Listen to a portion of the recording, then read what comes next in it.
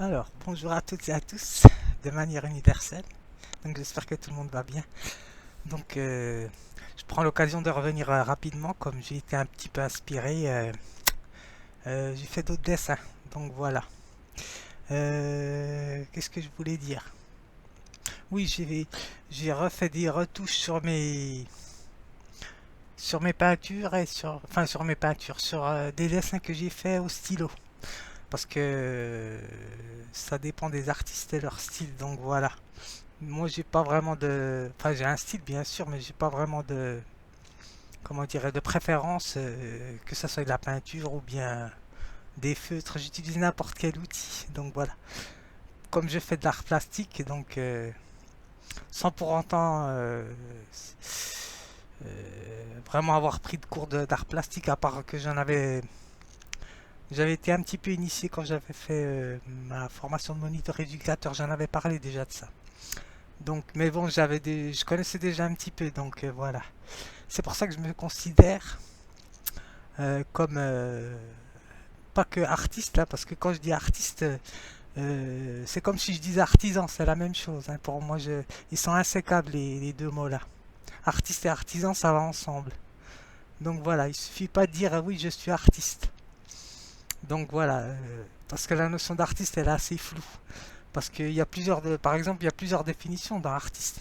Donc j'en avais déjà parlé dans mes vidéos, mais artiste ça peut vouloir dire que c'est quelqu'un qui flâne quoi, qui est oisif quoi, qui fait rien du tout. Donc ça peut vouloir dire beaucoup de choses. Il y a plusieurs sens sur artiste. Donc voilà. Ça peut être quelqu'un qui se donne à la comment ils disent ça de tête hein, je retiens. C'est quelqu'un qui s'adonne à tout ce qui est l'esthétique et ce qui concerne la beauté. Donc voilà. Il y a plusieurs sens. Donc voilà. Ça peut dire aussi une opinion. Donc aussi je pense. Si je me souviens. Bon bref, euh, ce que je vais parler aujourd'hui, je vais parler de l'éclectisme. C'est ça, oui. L'éclectisme, donc, bon, c'est une manière de diversifier au niveau. Enfin, je savais déjà ce que c'était, mais j'utilise pas vraiment le mot savant là. Mais je suis obligé d'utiliser puisque je m'adresse à tout type de personnes, donc voilà, qui ont des très hauts niveaux, donc voilà. Alors, mais moi, ce qui m'intéresse, c'est le peuple, bien sûr. Alors, tout en apprenant, bien sûr, hein, parce que moi, comme j'ai dit, hein, je débute hein, dans ce qui est artistique. Donc, éclectique, donc j'ai repris la définition sur mon dictionnaire Hachette. Alors, éclectique et éclectisme, c'est pas la même chose. Donc voilà, éclectisme, si je me souviens, c'est une doctrine philosophique. Donc voilà, éclectique, qui tend à verser vers plusieurs éléments pour plusieurs idées. Elle prend ses sources sur plusieurs idées, si je me souviens, sur plusieurs systèmes de doctrine pour composer une œuvre. Donc voilà, quelle que soit l'œuvre. En gros, bon, je vais vous lire exactement la définition. Philosophie qui appartient au système composé d'idées, des éléments doctrinaux. Donc après ils disent largeur d'esprit. C'est ce que j'avais dit. Donc voilà. Euh, Par contre, aujourd'hui, je vais parler beaucoup des idées découvertes puisque je vais pas parler que de moi. Donc voilà, même si je dis que je parle de moi, mais j'inclus toutes les personnes qui sont idées découvertes, bien sûr. Je suis pas le seul, comme j'ai dit.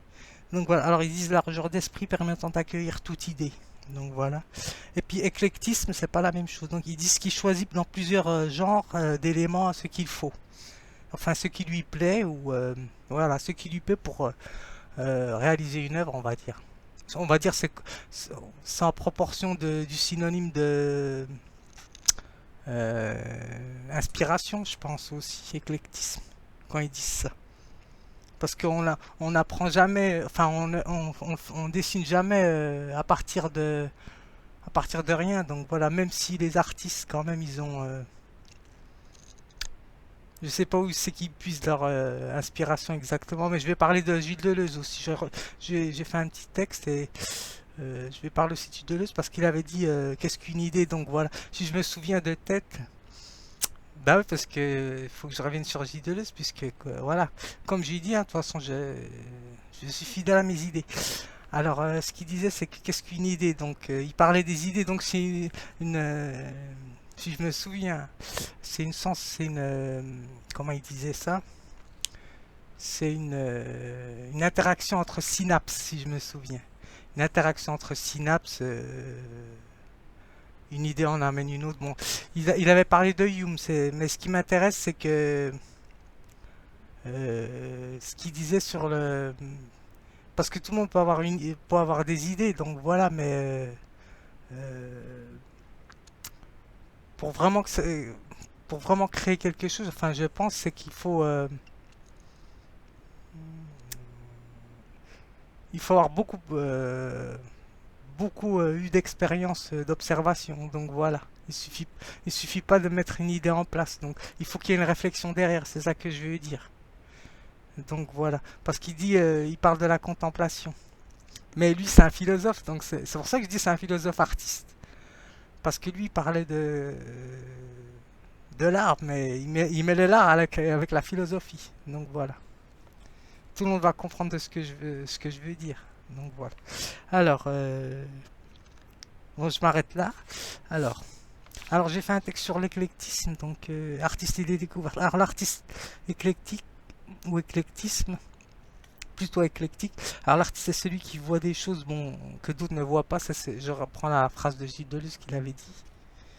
Donc voilà, je cite toujours mes sources. Donc voilà. C'est comme quoi on part jamais de rien. Donc voilà.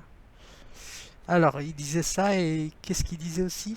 Ah ouais, mais j'ai mis, mais je rajoute aussi que c'est celui qui montre à son public ce qu'il ne perçoit pas. Parce qu'à un moment donné, il nous dit que l'artiste c'est quelqu'un qui voit des choses qu'on ne voit pas. Mais moi je pense qu'il le disait sûrement sur certains de ses livres, parce que j'ai pas lu vraiment tous ses livres, hein. Donc j'ai lu en diagonale, donc voilà. Donc peut-être que j'aurais été plus inspiré peut-être à ce niveau-là. Donc voilà, parce que je sais qu'il a fait beaucoup de livres. Alors, mais je rajoute bon aussi que c'est celui qui montre à son public ce qu'il ne perçoit pas. Donc voilà.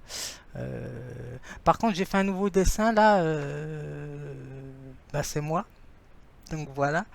Donc les trois petits points, c'est pour se poser des. Qu'est-ce qu'une idée? Donc voilà. Exactement. Bon, Spinoza nous en parlait aussi de ça, mais c'est un mode de pensée qu'on se fait de quelque chose. Donc voilà. Mais selon les philosophes, l'idée n'est pas la même chez tel ou tel philosophe. Donc voilà. Chez Hume, c'est une idée, c'est qu'une impression. Donc voilà. C'est une impression. Non, chez Hume, c'est une idée, c'est une copie d'une impression. Donc voilà. Donc, selon les philosophes, l'idée, ce n'est pas la même chose. Par exemple, chez Spinoza, si je me souviens, pour lui, l'idée, c'est le concept. Donc voilà, c'est même pas... il nomme idée, c'est un concept. Donc voilà. Et chez Platon, ça n'a rien à voir. Donc c'est autre chose. Donc voilà, l'idée, c'est un... C'est l'idée, avec un I, un I majuscule. Donc ça n'a rien à voir encore. Donc, c'est la création de l'idée de toutes les idées, on va dire, Platon. Si je reprends Gilles Deleuze. Bon, je m'arrête là. C'est un peu complexe, mais ceux qui connaissent mieux que moi le sujet vont comprendre de quoi je parle. Alors, je vais essayer de faire simple quand même. Alors, je continue. Je m'égare, mais bon.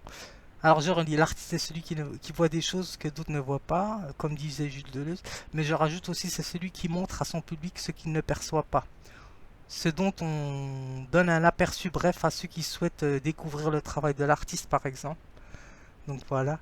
Euh, Parce que par exemple, quand vous allez dans... Enfin, je sais pas vraiment, j'ai été une ou deux fois dans des galeries, donc comme je vous ai dit.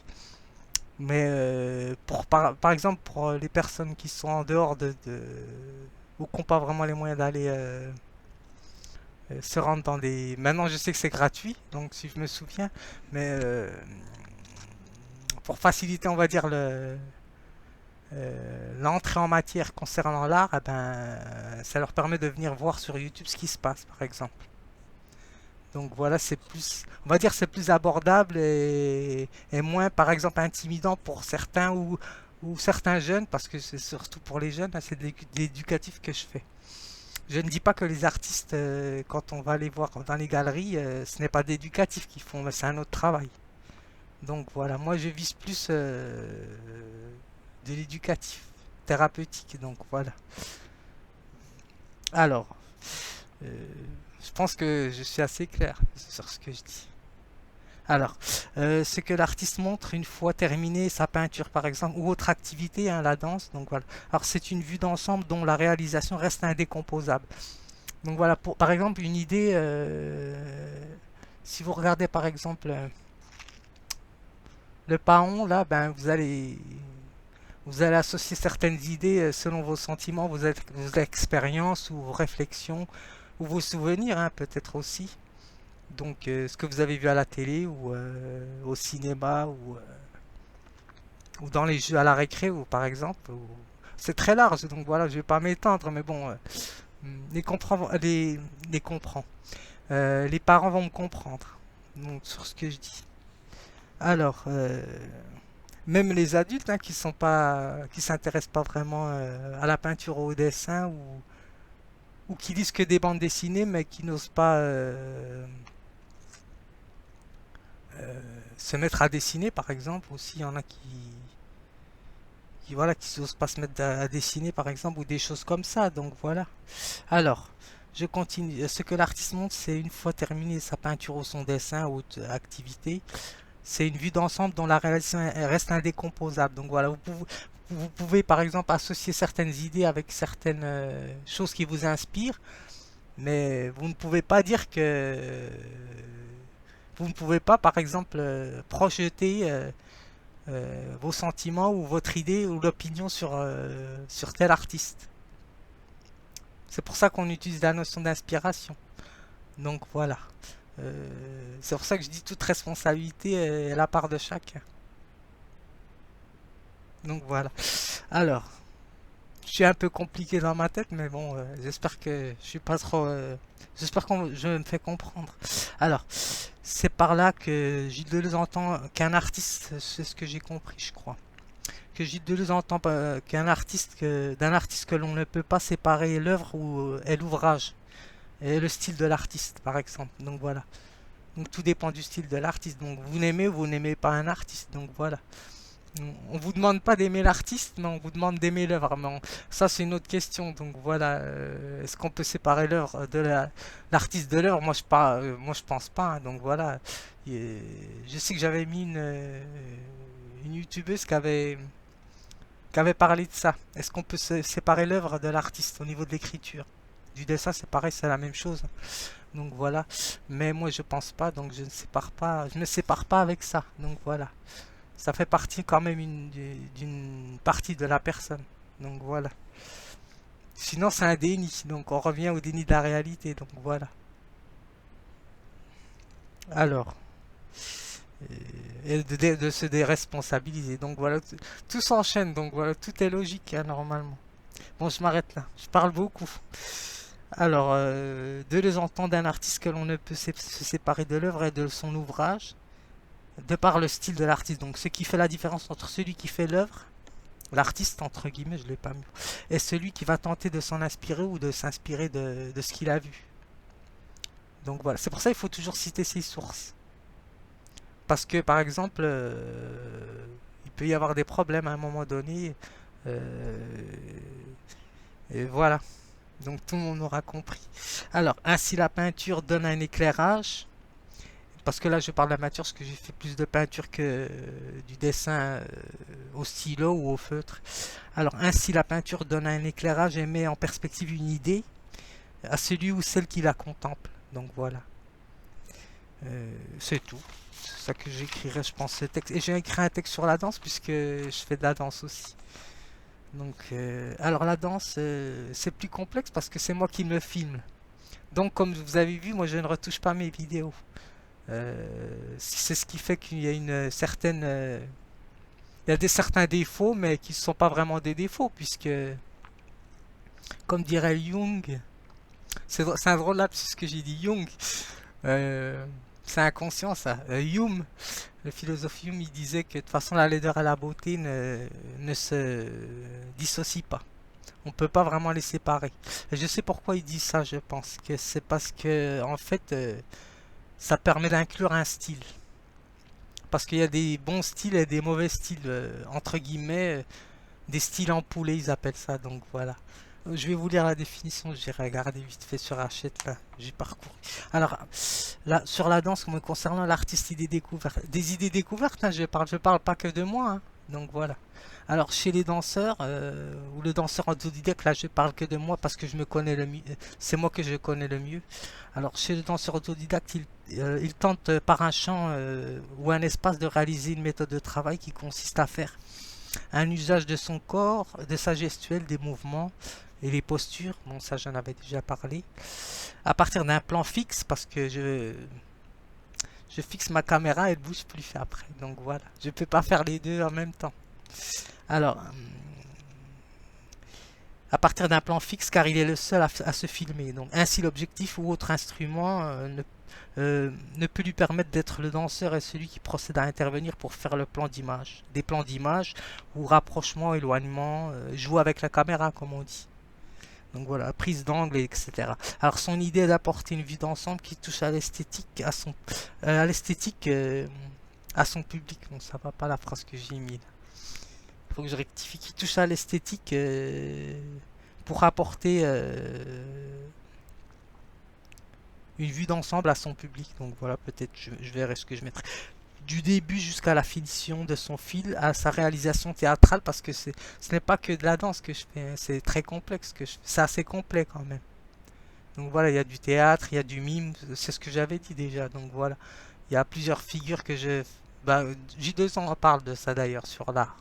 Donc il faudra aller voir ce qu'il dit. Alors, du début jusqu'à la finition de son film ou réalisation théâtrale, il n'invoque aucune retouche à son travail. Là, je parle de moi. Donc voilà. Alors, ni réorganisation du montage parce que pour la personne qui veut améliorer, pour que ça soit plus, pour capter, on va dire plus le public ou le spectateur, pour que ça soit agréable à regarder aussi, c'est important. Donc voilà. Parce que moi, c'est du brut quand même, c'est du assez, c'est pas vraiment, oui, c'est du brut. Donc voilà. Alors, du début jusqu'à... de- alors, je ne réorganise pas mon montage. Donc voilà, c'est ce que j'avais dit. Il donne à voir une prise directe. C'est ça qui m'intéresse, moi. C'est pour donner une prise directe sans interruption de l'objectif. C'est ce qui permet la réalisation, l'impression de la réalisation avec une certaine cohérence et la réalité. Donc voilà, parce que, par exemple, je touche du bois, mais bon, par exemple, ben, j'avais déjà fait une chute une fois dans une de mes vidéos. Donc voilà, c'est du direct, il y a pas de retouche. Donc voilà, j'avais laissé comme ça si je me souviens. Bon, je m'arrête là. Je vais juste vous lire deux, trois choses sur Hume, ce qu'il nous dit là, c'est intéressant. Alors là, je vous lis juste une petite partie, mais si vous voulez la laisser acquérir l'expérience de ces objets, il parle de l'esthétique, de la beauté de la laideur. Euh, Vous voyez le sentiment de cette personne gagner avec exactitude et en perfection. Alors, elle ne perçoit pas seulement les beautés et les défauts de chaque partie, mais regarde le genre distinctif de chaque qualité et lui assigne la louange ou le blâme convenable. Donc voilà, ça lui permet de donner un jugement. C'est pour ça que quand vous exposez dans une œuvre d'art, vous décidez de la mettre en exposée au public, ben faut vous attendre à des critiques constructives, hein, on peut aimer ou ne pas aimer, donc voilà. Il n'y aura pas que du positif dans l'œuvre. Alors, un sentiment clair et distinct accompagne son inspection de l'ensemble des objets et elle discerne cet objet et ce degré précis d'approbation ou de déplaisir. Donc voilà, c'est ce que je disais. Que chaque partie est naturellement apte à produire. Donc, c'est juste cette partie-là que je voulais vous lire.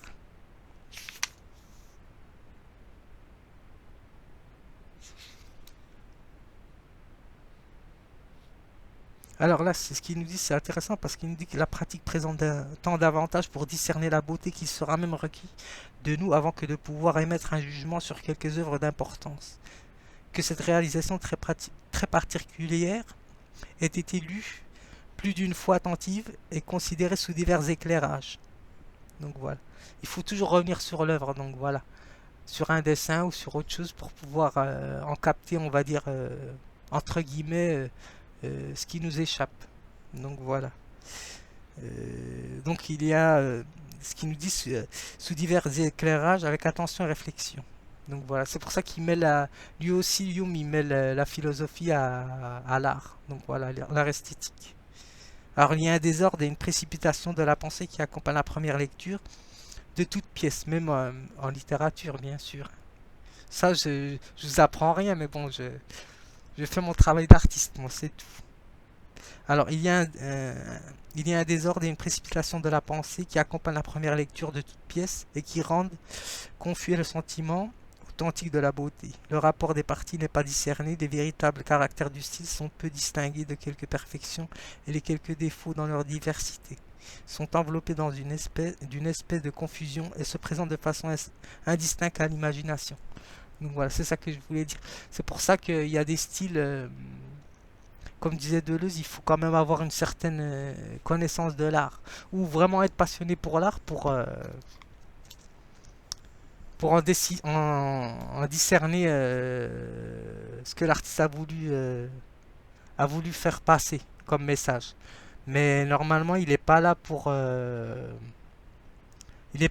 donner une critique ou un jugement, mais un ensemble concernant des idées.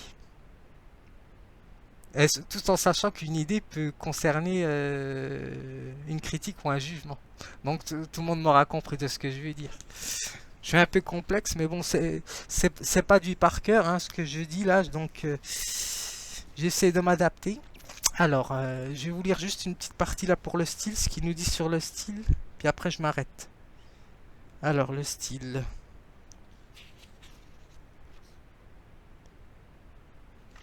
Alors, quels que soient les styles, hein, que ça soit en littérature ou dans les sports aussi, hein, donc voilà, vous pouvez créer des concepts à partir du sport hein, aussi, donc voilà.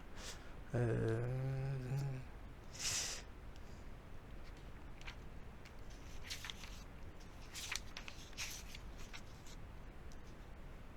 alors, style.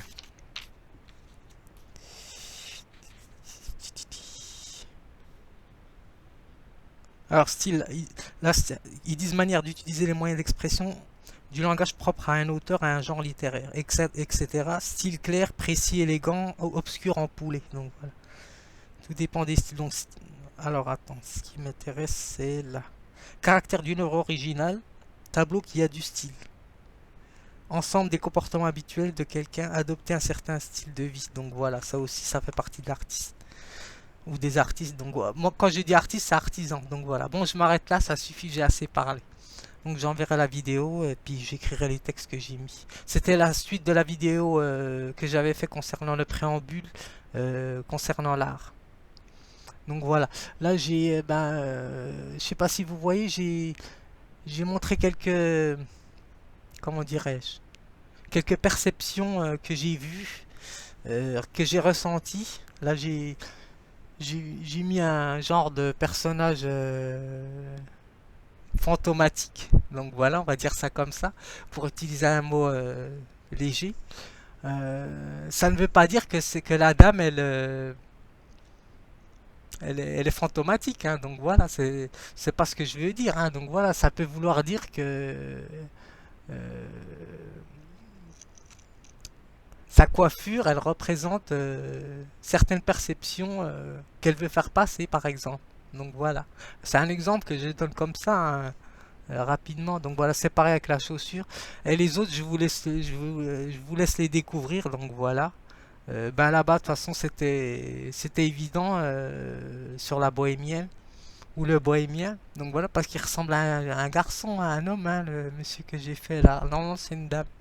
Donc voilà, c'est un tableau au Louvre que j'avais que je vais essayer de représenter. Et là, je vais faire un serpent dessus et puis un personnage flou, on va dire. Donc voilà. Moi, je m'arrête là, ça suffit. Donc c'est ça que j'essaie de faire passer. C'est l'éducatif hein, que j'essaie de faire passer, c'est pas autre chose. Donc voilà. Et puis d'inspirer d'autres personnes, d'autres artistes. Donc voilà. Bon, je m'arrête là.